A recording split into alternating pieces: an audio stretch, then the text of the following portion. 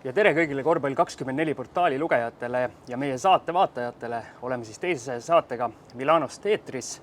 Õigemini meie paikneme siin Milano ligidal ühes hotellis endiselt. Nüüd leidsime salvestamiseks vähe mõnusama koha. Saatejuhtidena mina Korvpall24 peatoimetaja Siim Semiskar ja minu kõrval meie erikorrespondent Milanost Maksim Tuul. Tere ka minu poolt ja tõepoolest siin väljas on seda saadet kohe palju rõõmsalt teha. Just, ja eile siis käisime esimest korda võistluspaigas ka ära Mediolanum Foorumis, meil kenasti akrediteerimiskaardid käes. Need paneme kaela, kui asjaks läheb. Ja eile juba tegelikult natukene asjaks läks, kui Eesti koondis jõudis ka Tallinnast lõpuks siia Milanosse kohale. Ja põhimõtteliselt mindi otse hotelli, hotellist otse saali ja tehti esimene selline kergem treening. Venitati ennast või siis võimeldi veidi ennast lahti ja lisaks ka visati. Maksim, kui me seal trennis käisime, kas tuli juba selline mõnus korvpallitunne peale ka? Tõepoolest tuli, et see hall on hästi suur, vägev ja mis mulle tegelikult eriti meeldis eilsel treeningul, et kõik eestlased olid hästi sellised nagu optimistlikud ja rõõmsameelsed, valmis ilusti jagama oma mõtteid ja ka selline hea tundus selline feeling oli seal väljakul, kui nad trenni tegid, kerge visketrenn siis toimus ja ma räägin nüüd nii mängijatest kui ka treeneritest, et tundub, et selline hea optimism on praegu sees. Ausalt öeldes mina tundsin neid sammu tundeid, millest sa just kõnelesid ja meil siis tänase saate eesmärk ongi keskenduda Eesti koondisele, sest nüüd õhtul lähme me uuesti siis Eesti koondise trenni, sealt saame siis juba konkreetsemalt homseks mänguks võib-olla mingeid eelvaateid, aga eile tegime ka abitreener Indrek Reinbokiga spetsiaalselt selle saate jaoks ühe videointervjuu, kus ta siis räägib nii koondise Milanosse jõudmisest kui natukene siis ka sellest esimesest treeningust ja vaatame ka loomulikult tulevikku. Ja siinkohal annamegi teile võimaluse see intervjuu üle vaadata siit. Eesti koondise abitreener Indrek Reinbok, Eesti koondis jõudis täna siia Milanosse kohale. Räägi, kuidas teil reis läks ja mis tundega siis maandusite? No reisipäev on suhteliselt pikk on olnud ja põhimõtteliselt otse lennujaamast hotellist läbi ja saali, et kehad on vesinud, jah. Esimene trenn oli siis puhas viskamine, ma saan aru? Või natuke liikusite ka ikka? Võimlemisi lahti ja kerge viskamine, jah. Räägi, mis seisus koondis on nii füüsiliselt kui mänguliselt? No mänguliselt ju meil olid alles mängud, et selles suhtes nende mõne päevaga midagi muutunud ei ole, et seis on sama, et kõik mehed on rivis ja kõik mehed on valmis võitlema, et on terved, jah. Ja ma nägin sa siin trenni lõpus kõvasti nina arvutis, et kas tegid homset skautingut või vaatasid juba kuskile kaugemale? No selles suhtes tuleb kogu aeg üks samm ette ka vaadata, et homne töö oli tehtud lennukis ja praegu saalis sai siis juba järgmist päeva vaadatud, jah. No räägime siis homsest, et mis sa seal lennukis teada said, mis Itaalia tugevused, Itaalia nõrkused on? No Itaalia kindlasti uue peatreeneri käe all on kiirem võistkond, kui ta ennem oli, et see on kindlasti meie jaoks üks olulisi märksõnasi, kuidas me nende kiirust kontrolli all hoiame.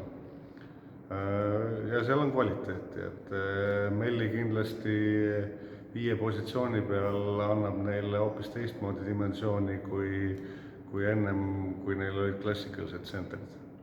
Kui nüüd Danilo Gallinari neil vigastada sai, kui palju see nende mängu muutis? Jaa, nendes mängudes, kus Gallinari mängis otsustavatel momentidel, sellistel murdemomentidel, ta oli kindlasti suur jõud nende jaoks, et nendel on üks mees vähem, aga see on nii-öelda sport, jah. Mina isiklikult tegin sellise julge ennustuse, et mina panin Itaalia selle alagrupi võitjaks.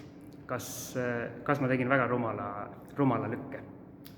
No eks kodus mängimisel on nii-öelda omad võlud ja valud, et kindlasti on Itaalia nii-öelda natukene hurraavõistkond ja ma usun, et koduseinte toel on neil võimalik siit puhaste paberitega edasi minna küll. Ja räägi sellest vangerdusest ka, mis te tegite võrreldes siis Soome mänguga koosseisus, et Hermet ei saanud peale ja võtsite 3. tsentri Nurgeri kaasa, et mis need põhjendused olid? No eks neid põhjendusi on siin peatreener ju ka jaganud, et eks ta on eelkõige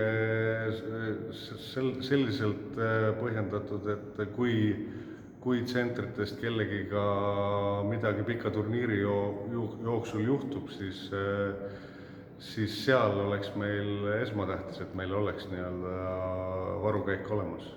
Ja on teil mingite vastaste vastu plaan ka nii-öelda 2 torniga või 2 pikaga minna, et seetõttu ka 3. tsenter kaasas, et ma siin ise võib-olla vihjan Ukraina peale, kellel just seal eesliinis väga võimsad mehed?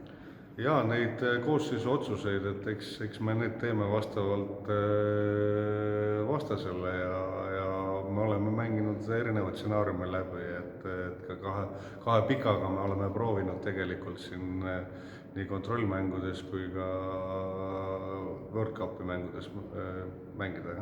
Ja teil on nüüd enne mängupäeva veel paar trenni, et mis seal plaanid on? Eks plaan on vastaste taktikat natukene läbi joosta ja püsida terve ja mänguks nii-öelda valmis settida ennast. Super, aitäh ja edu Eestile! Aitäh! Nii, ja Rainboki intervjuu on vaadatud ja Maksim, näed, ma küsisin Indreku käest ka kohe selle sama küsimuse ära, minu julge eilne ennustus, et Itaalia võidab selle C-alagrupi ära ja Rainbok, ütleme nii, et väga lolliks mind ei pidanud. Jah, eks kodupubliku toetab ikkagi itaallasi ja see on tegelikult tugev relv ühtpidi.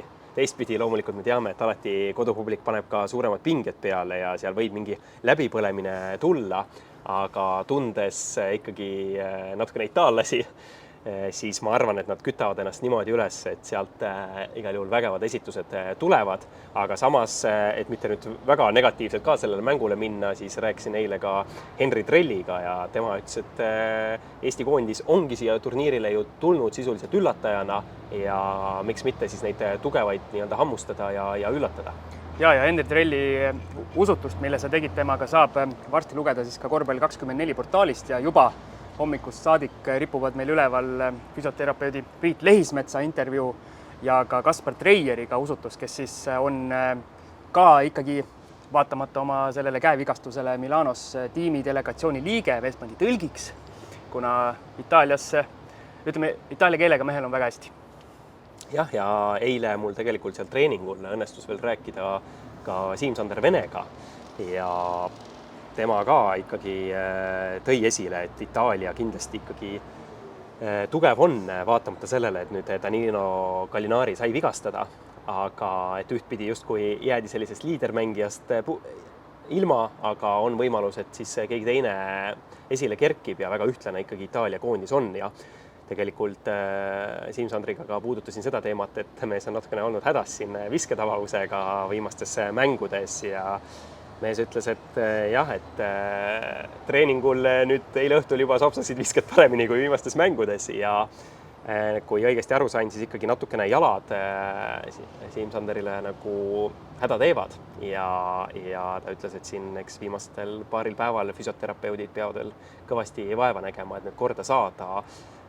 Täpsemalt ta ei öelnud, et mis seal see häda on, aga usun, et Vene mänguks on 100% valmis ja näitab ennast ikkagi parimast küljest ja need visked ka küll kukkuma hakkavad. Ja õnneks nii-öelda taustajõudude ja füsioterapeutide vägi on meil nüüd ikkagi selline Euroopa tippkoondistega samalaadne, et seal Priit Lehismetsa intervjuus ka tuli välja, et see oli tema põhiargument või põhiküsimus Jukka Toialale siis, et kui me peaks EM-finaalturniirile jõudma, et siis enam kahekesi EM-finaalturniiril hakkama ei saa, et mäletame, Riias toimetasid nad kahekesi ja see töökoormus oli liiga hulluks läinud.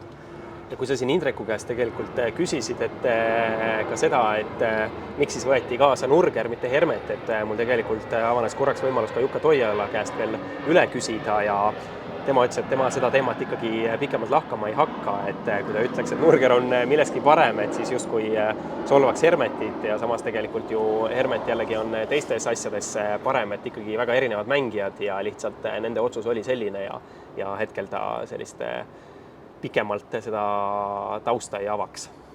Aga üks asi, mis ma tahtsin veel puudutada just Eesti koondise koha pealt on see, et mul on see meie 12-meheline nimekiri lahti ja 12 mehest 3 mängib siis või mängis eelmisel hooajal koduliigas ja ilmselt hakkab ka mängima.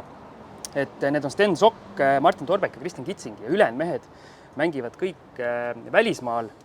Ehk siis selles osas, kas on varasemast ajast selliseid aegu, kas sina mäletad, kus meil ikkagi suurem osa koondisest tuleb välisliigadest, arvestame, et seal ju Treier on vigane, Mikk Jurgatam on vigane ja Henri Veesaar ei saanud peale, et on veel mehi, kes mängivad tegelikult päris korralikes klubides välismaal, aga ei ole selle 12 hulgas.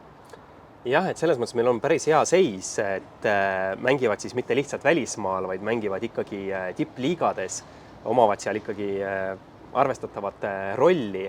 No kes omab, kes mitte, eks? No seda küll, aga ma leian, et isegi kui sa oled seal 10 minuti mees või 8 minuti mees, et selles mõttes sa oled ikkagi rotatsioonis, et kui meil siin vahepeal tahtmata kuidagi halvustada võib-olla seal Itaalia esiliigat, aga tuli näiteks Rain Veidemann Itaalia esiliigast ja oli koondise liider, et selles mõttes, et kui nüüd võrrelda neid klubide tasemeid, et siis sealt on tehtud ikkagi nagu suur samm edasi ja kui me rääkisime siin enne ka sellest publikust, et siis need mehed on nüüd harjunud ikkagi mängima ka suure publiku ees, et tegelikult publiku sellisest nüansist saab lugeda ka just nimelt sellest samast Trelli intervjuust, mis Korvpall24 portaalis peagi ilmub, mida sa juba mainisid, et Trelliga ka rääkisime siin sellest publikust ja tegelikult ka Kaspar Treier mainis eilsel treeningul seda emotsiooni, mis seal saalis tekib, kui tema siis Itaalia liiga mängudes on selles saalis Mediolanum Foorumis mänginud, et publik tuleb ja elab kõvasti kaasa ja itaallased on emotsionaalsed. Aga see saab huvitav olema, kuna just see esimene mäng Itaalia vastu ilmselt tuleb täis maja. Eesti publikut on ka palju, aga ülejäänutes mängudes on ikkagi ju saal tühjem, oluliselt tühjem, aga vaatamegi, kas siis Eesti fännid, keda siin see number on välja käidud umbes 2000 vist, mis siia peaks tulema, et kuidas Eesti fännid nagu teistes kohtumistes, mitte siis kodumeeskond Itaalia vastu, millise õhustikku suudavad lüüa, et kas need on nagu meile kodumängud, mitte lüüa, vaid luua siis? Jah, esiteks, et kas need on meile kodumängud ja tegelikult mind isegi veel rohkem ikkagi huvitab just nimelt see esimene mäng, et ma ei tea, kas kõik need 2000 fänni jõuavad nüüd kohe esimeseks mänguks siia kohale või on meid siin 1000 või 1500, aga kas suudetakse siis ikkagi ennast vähemalt nii valjuhäälseks teha, et ikkagi oleks natukenegi kuulda, et Eesti fänne ka kohal ja tegelikult ma muidugi olen täiesti kindel, et suudetakse, sest eestlased on ikkagi tublid kaasaelajad ja meile ei saa keegi vastu. Okei. Sellised jutud nii-öelda mängulisest poolest ja Eesti koondisest täna, aga viimase rubriigina võtame meie peatoetaja OpTibeti koefitsiendid ka ette. Ja ma arvan, keskendume just sellele C-alagrupile ja peamiselt siis sellele Eesti-Itaalia mängule, aga ma loen siin ette ka, et homme C-alagrupis siis Ukraina, Suurbritannia avavad kogu selle korvpallipeo meie jaoks ja seal ikkagi Ukraina selgeks favoriidiks pandud 1,39 on selle saate tegemise hetkel nende koefitsient, võidukoefitsient. Suurbritannial 3,05, kiire kommentaar. Jah, mina usun ka, et Ukraina selles mängus võidu võtab, et Suurbritannia ikkagi tundub, et on kõige nõrgem, kuigi me juba rääkisime eilses saates, et füüsiliselt on mängijad tugevad ja kindlasti on nad võimelised võitma, aga pigem kõik teised võistkonnad selles alagrupis on nende vastu kerged favoriidid. Ja nad on vist kõige suurem nagu küsimärk ka just nagu britid siis, et vähe mänginud ja saabki öelda, et keegi ei oska neist hetkel vist veel midagi oodata. See mäng võib-olla pigem meile on huvitav sellest seisukohast, et me näeme võib-olla ära esimesed sellised käigud, hetkeseisundi saali karjumise Ukraina poole. Ja Ukraina on meil ju siis järgmine vastane, et kindlasti abitreeneritel Reinbokil ja Rannulal on kõvasti seal skautimist, sest nii värske materjali pealt kindlasti tehakse mingid muudatused. Nii, Horvaatia, Kreeka suur favoriit 1,29 on hetkel nende koefitsient, Horvaatial 3,65. Kas see ei ole natukene kreenis? Minu arust isegi on ka, et Horvaatia, nagu me ütlesime siin, ikkagi 4-5 staari ja tegelikult siin turniiri alguses on nad kindlasti ka värsked, nii et mina küll ei näe, et miks ei võiks Horvaatia siit hoopis isegi võidu võtta. Igal juhul tasavägist mängu on ootamas, aga kui sa nüüd selle paari sinna välja tõid, et siis tegelikult eilses saates ennustasin siis üldse turniiri, ütleme, favoriidiks siin Serbia ja Prantsusmaa, siis tegelikult kui rääkisin Siim-Sander Venega, siis tema ka pidas Serbiat ja Prantsusmaad siin eelkõige sellisteks favoriitideks ja tõi sinna kolmandana isegi kõrvale Kreekat ja ütles tegelikult otse välja, et tema arvates Sloveenia, tiitlikaitse Sloveenia Dontšići juhtimisel poolfinaali ei jõua. No vot, eks siis Siim-Sander Venega saab pärast arutada, kas tuleb tal oma sõnu sööma hakata või mitte, see on Luka Dontšići kätes siis. Jah, aga igal juhul mina oma ennustusega muutsin ka veel enesekindlamaks, et tema tõi ka just, ütleme, sellise mitte päris musta hobusena, aga ikkagi sinna kõige kõrgemasse mängu Prantsusmaa sisse, et praegu ikkagi on natukene vähe olnud Prantsusmaast juttu.